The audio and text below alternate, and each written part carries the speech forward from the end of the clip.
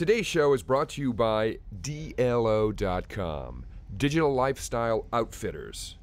They have iPod solutions to help you enjoy your iPod experience. From car docks to nano gear to iPod shells, and of course, the always cool Home Dock Deluxe. Visit DLO.com.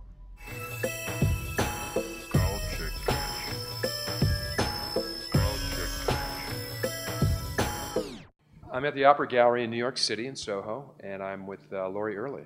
And Lori, you have no paintings here. What happened? They all sold. Like that? Yes.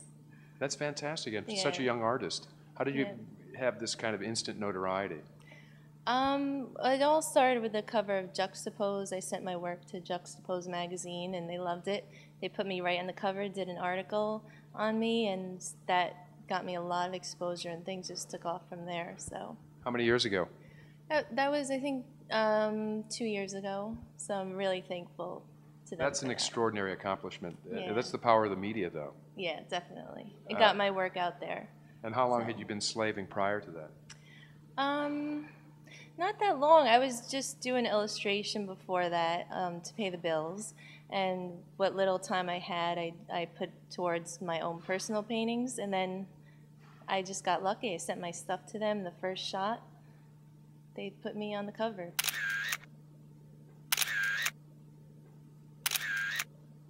I think at the time it was my very first painting. Like all my other paintings, it's just kind of like a self-portrait.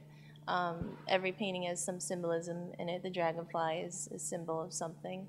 Dragonfly is symbolic of something? Yes, but I don't want to say. I know. I'm trying to coax it out of you. I know.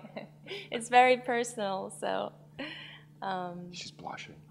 I'm blushing. How did you come upon defining your own style? It just developed naturally. Ever since as long as I can remember, maybe like I developed it when I was 14. Just started distorting things. I don't know why.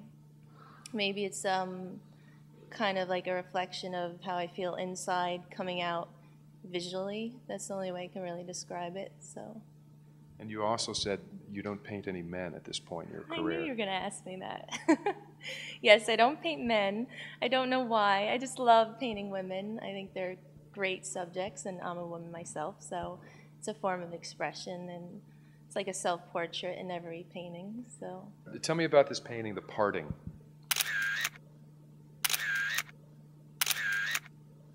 The Parting was done at a point of my life where I was going through a major transition. Was this piece particularly cathartic for you then? Yes, definitely. They all are. That helped you get to another point then? Yeah. It's kind of like no matter what you're going through in your life, you can kind of like get it out of your head and put it onto the canvas, and that's it. It's like it's very therapeutic. It's like you're flushing your brain out, you know. Now your subject matter for the portraits are friends and acquaintances, correct? Yeah, sometimes. And then there's exaggeration off of whatever features you want to exaggerate. Typically it's the eyes with your and the elongated faces and kind of a gothic. Is it safe to say a gothic treatment, or how would you describe? Yeah, I don't like to categorize it, but I know a lot gothic of people. has kind of a negative connotation for some, or maybe too underground. I don't know. Well, I don't mind it being gothic. I mean, I love gothic stuff, but I don't like to categorize it. It's just, you know, however people interpret it, it's fine with me. The notoriety with success and the ability to live independently now without having the day job, that must be nice. That's great. I mean, I love it. So, there's some days where you're lonely and you're like, oh my God, I wish I can go out and see daylight or people, but it's just great that I can make a living doing what I love to do. I never take it for granted. It's what I always want. It's my dream. I'm really lucky. Now, you do it outside of New York. Was it a conscious decision to be in Red Bank? Is that where you hail? No, I'm from New York originally, but I guess like certain life circumstances took me to New Jersey, and I grew to like it there, and you know, it's a really cute artsy town I live in, so I'll stay there for a few years, I guess. What artist would best define you, your canvas musically? The Cure. big Cure fan. Another Gothic Yes. reference. I guess, yeah, it is. I mean, it sounds corny, but their songs would be the soundtrack to my paintings, like the mood that it puts me in when I'm painting. It's very influential in my work. Tell me about the drought.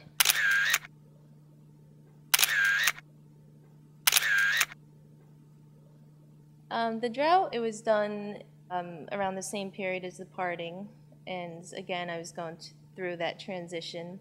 The title gives you insight as to what the painting is about. That was a very personal piece, and that's one of my favorite pieces too.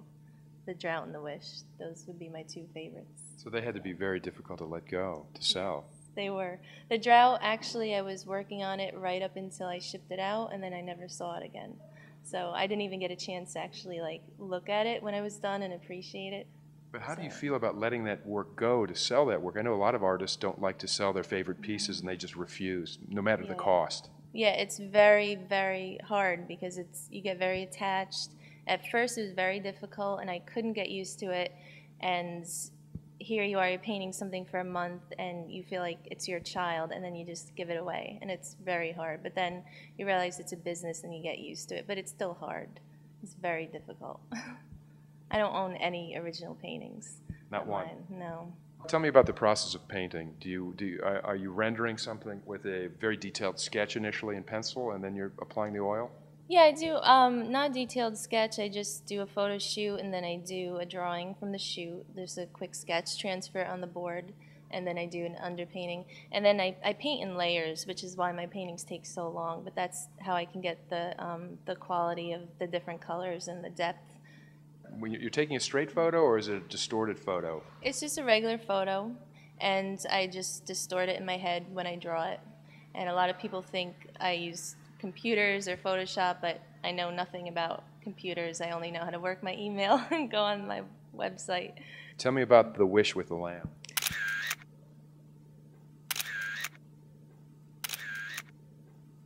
That painting is my favorite painting. It took the most time of any of my paintings because there must have been about 3,000 dandelions that I painted. And I was just literally going insane towards the end of the painting. But that one is the most personal piece I've ever done. And that one gets the most reaction from everybody, I think, because I put so much of myself into that piece. And I had been wanting to paint it for so long. And I hadn't had the time. So when I finally got around to it, I just put everything I had into it. Lori, thanks for being on the Culture Catch. Thank We look you. forward to seeing your show next April. Okay, thank you.